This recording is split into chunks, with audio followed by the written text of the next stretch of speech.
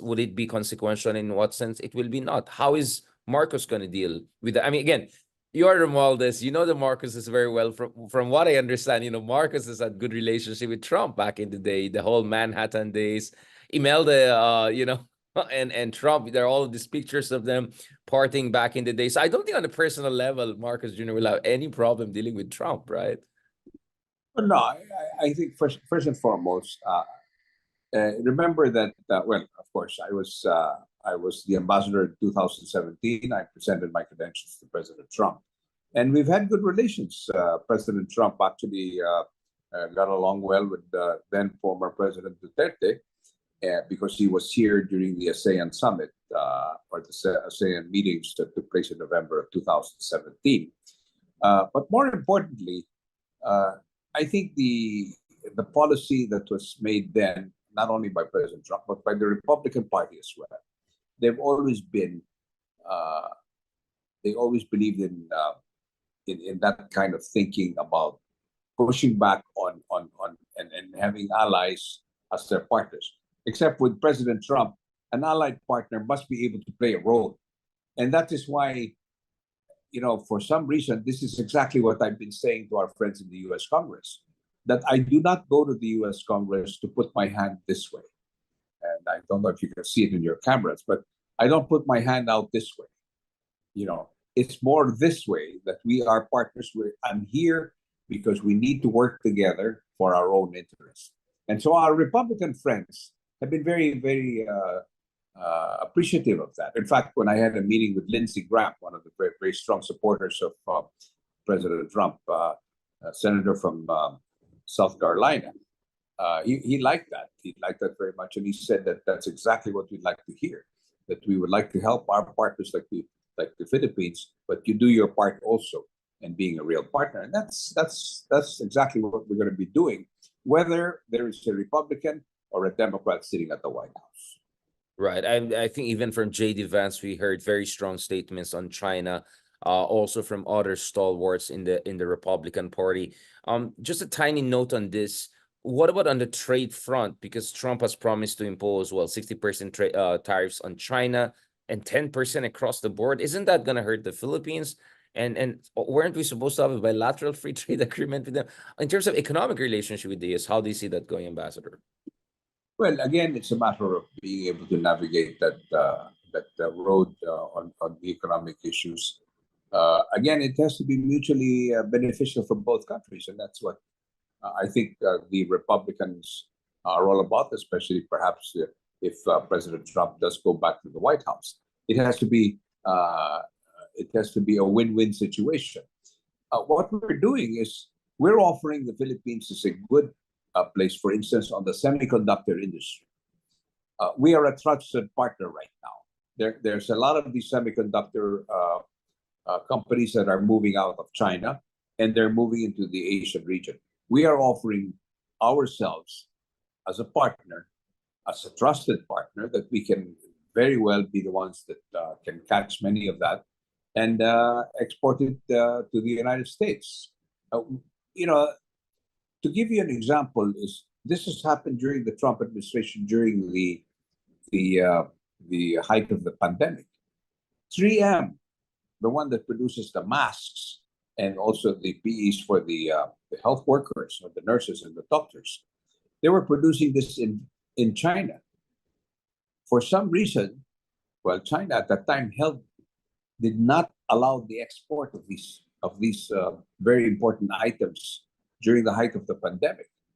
The United States learned then, and the administration of President Trump learned then, that we cannot allow the supply chains to be controlled by a country that could very well. And it was actually Vietnam that came into the picture and supplied some of these things that were required very much at that time by the health workers in the United States.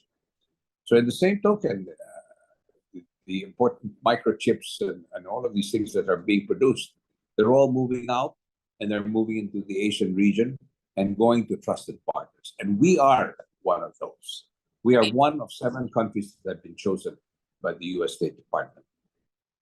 I was actually in Tokyo earlier this year, and we had conversations with our friends trilateral, no, and they were saying very emphatic. Our American partners were that the trilateral they're doing with the Philippines, we want to make sure it's not like two developed countries and a junior partner. No, this will be as equilateral and mutually respectable as possible, and they respect what the Philippines brings to the table. I come from Baguio. We have been making Texas Instruments forever, so I always had very high regards for our ability to be part of a very high quality, important component of, well, what made flights possible for all of us. It comes from Baguio Texas Instruments.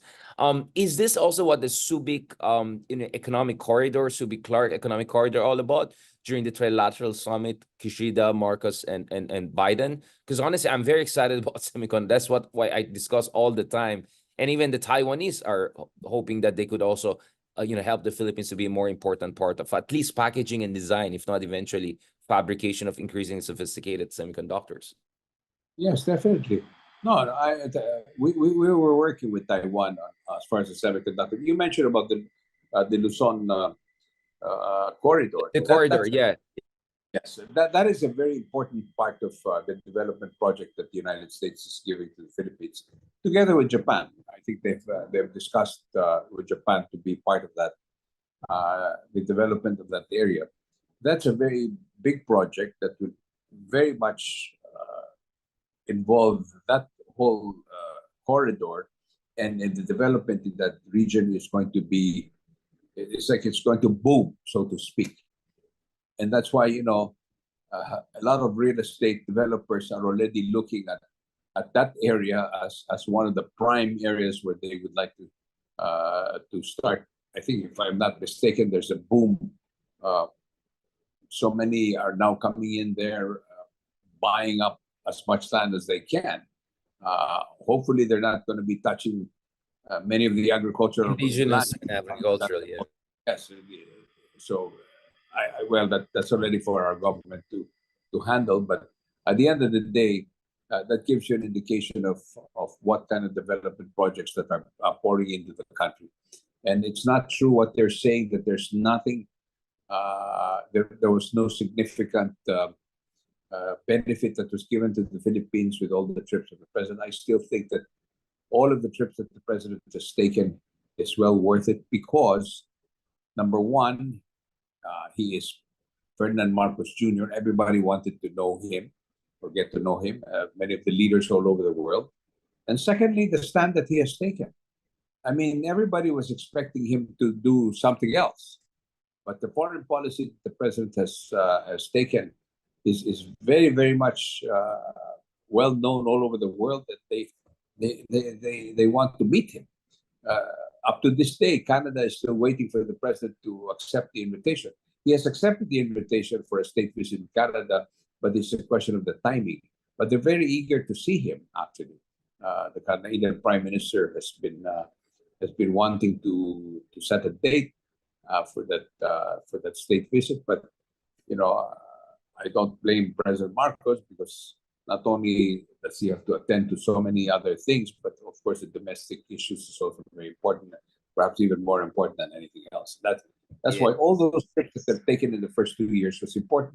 But now he's managing it and trying to space it out in such a way that it will not take too much of his time. Yeah, absolutely. I think this is the last part of our discussion, but the most important, you mentioned Canada. I was in Berlin with Chancellor Scholz earlier this year, and he was very happy with his meeting with Marcos Jr. I was very impressed.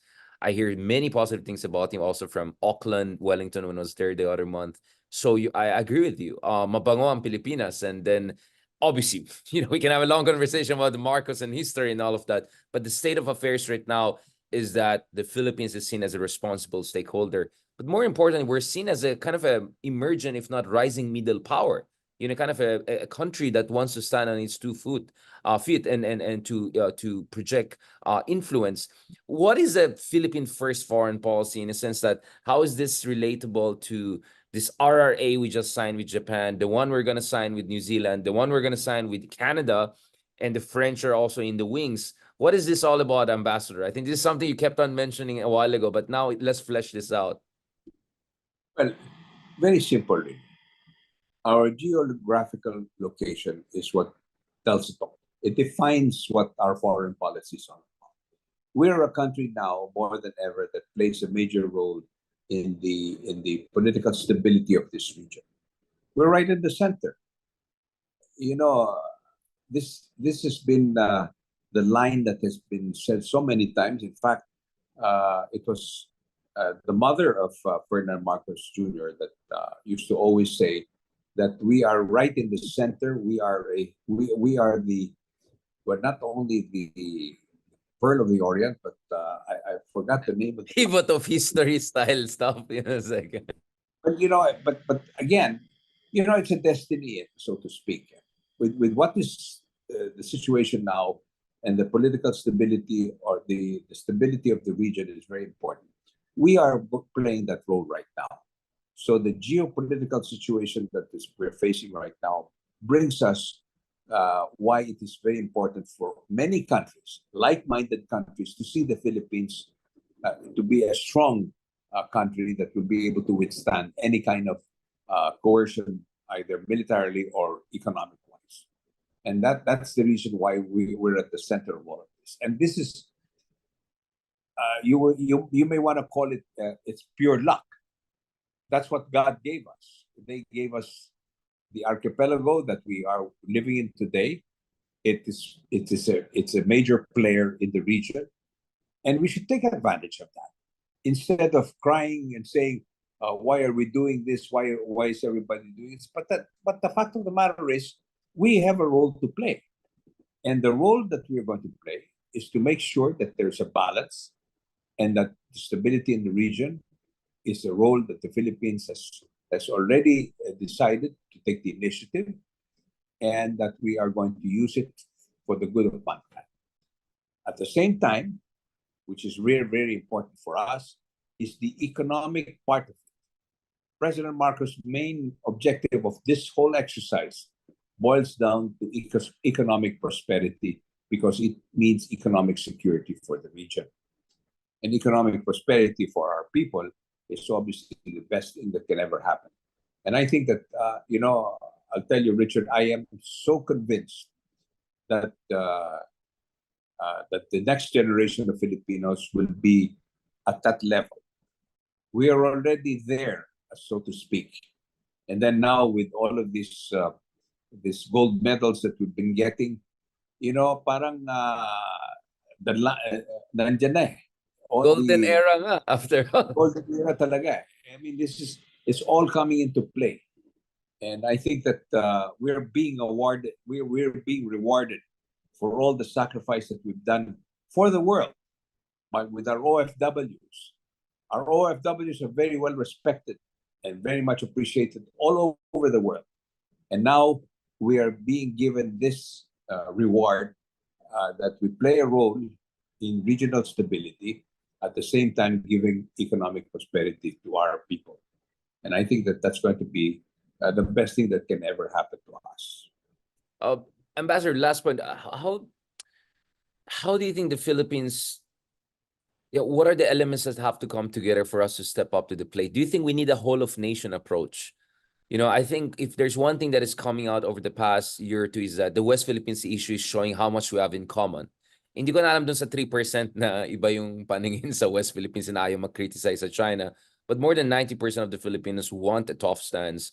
A lot of people I know who are very critical of your cousin, the president, Marcos Jr., are now saying, well, the guy's not doing anything wrong, at least on the foreign policy. What is there to complain? We have to support this guy. He's our president. So it looks like a kind of a new unit team is coming together, whereby more than 90% of Filipinos are seeing the righteousness of the struggle for the country. And I think President Marcos Jr. has correctly emphasized this is not about taking sides between US or China. This is about our national dignity and territorial integrity. What is that whole of nation approach? How does it look to you, Ambassador? How do you think we can all work together? I mean, this podcast in a way is a whole of nation approach. I'm an independent journalist and an academic. You are working in the government and also a journalist. But I think both of us see the value of this discussion and pushing the envelope. What do you see along those lines, Ambassador? Well, the whole of nation is very simple, really. Richard, I've been around for a very long time. I've been, obviously much older than most of you. But you see, I have never looked at the political color as the reason why we want to do what we're doing for the country. For me, it doesn't matter. I have dealt with the father of President Marcos Jr., obviously, because I was a news reporter then, and I was doing my job, and I supported that administration of President Marcos Sr. in my own way. And then from there, when EDSA took place, I was one of the supporters of Vice President Doyle Laurel. I helped him in Washington, D.C. During that time when he was the vice president. And then when we had President FBR, the late President FBR, I joined many of his business delegations.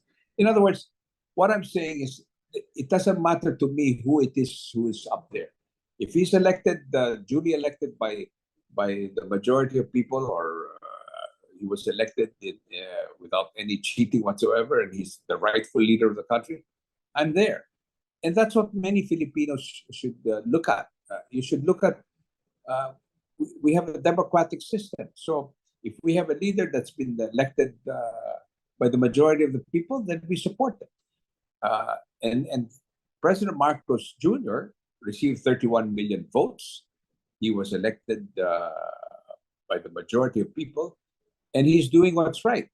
And I can tell you that if there's anybody who can have, if President Duterte had some ill feelings towards the United States, I can tell you that President Marcos Jr. has much more if he's going to take that into account because of what happened in 1986. Like they throw his father under the bus, kind of narrative. Basically, they were, during that time, and I witnessed it. I saw exactly what happened during that time. But he has always said that I will do what is best for the national interest of the country. And that's the way a Filipino should think. Because we have only one country. Wala naman tayong pupuntahan na iba eh. And all of those people who have migrated abroad, I always tell them, never burn your bridges, because uuwi ka rin, or you, at the very least, you will want to go home and visit your own country. Because the color of your skin will never change. And that is what I keep telling everybody, that we have only one country. We should love our country no matter what it is. We can have all kinds of characters here in this country, but mas marami pa rin tayo that love this country. That's what's important. And if you love this country, you don't look at political color, you don't look at because you have a certain personal ill feelings towards anyone. And President Marcos Jr. is precisely showing the way. He can very well be a person who has a lot of bitterness in him, and he'll start looking for ways and means to get back. You know, I'll tell you, with what's happening right now politically, if he had if it was all personal in his part, he would probably be doing things to bring in, let's say, the International Court, the ICC. But he believes that we're a sovereign country, and the right thing to do is that we should have our justice system takes its course. So things like this, nothing personal is what is important. He's not vindictive. That's what you're saying, Ambassador. He's not vindictive, and he's not personalizing this. The reason I emphasize this, you also serve under Duterte, who always brought these emotions into the picture in one way or another. But no, but vindictiveness is what destroys you. If you are bitter, even in your own personal life, if you are a bitter person, I can guarantee you will never move on in life. You will always have the chip on your shoulder, and you can never become what you want to be. You have to learn how to be above it all, so to speak, and always look at the higher road.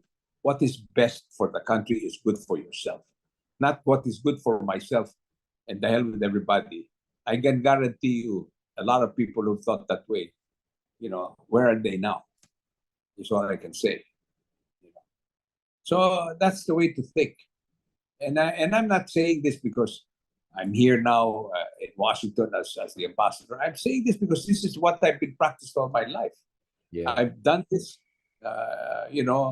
from the day I was born. I guess that's just the way it is. That's why even in the simple thing like the strong rivalry between two major schools, I went to both schools, so now I have friends on both sides. I don't take anything personal. For me, if LaSalle wins, You're wearing blue I'm right now, but there's enough green in the background. well, I can have green too, you know. So There's a well, green in their background. that's right. So ganun yan eh. That's the way to think. Filipino pa rin tayo. And that's the bottom line. That's you love your country, you love yourself, and then you do what's good for the world. I absolutely agree with it. Where a number of people are following us who are Filipino Americans or Filipino Europeans or married to foreigners, and yet you can see they care about. They bother to listen to our discussion about nitty-gritties of our foreign policy. Singit ko na ito, super last point na ito.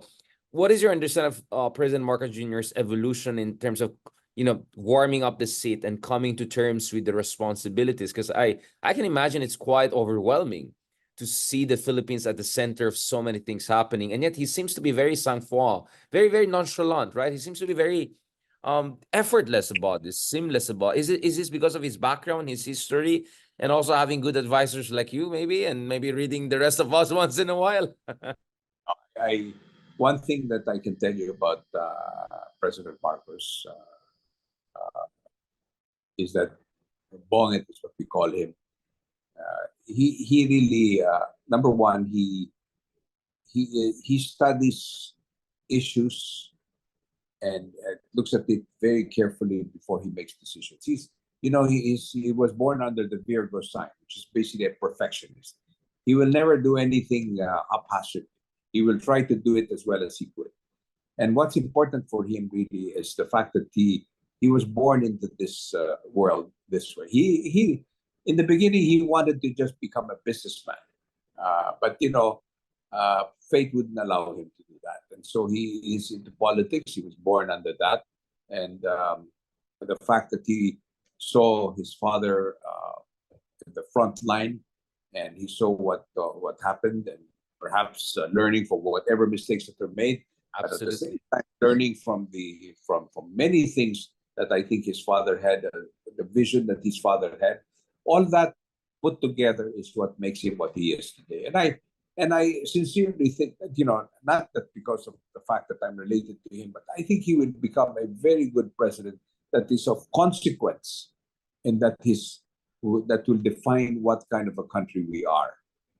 It is his time. This is his time that he'll be able to prove. And people who say that he's trying to revise history, he's not. He is writing his own history, and let history be the judge of what the Marcos family was all about. And I think that in the end, I think they will see that he has turned out to be a fairly good president. Okay, we don't want to say a great president, because a great president is only comes when historians really look at it in a different light. It's too early to call anyone a great president. A great president only means that he has done something really of great consequence, that it will remain as part of what happens in the world for a very long time. But I'm pretty sure he will come out to be a fairly good president.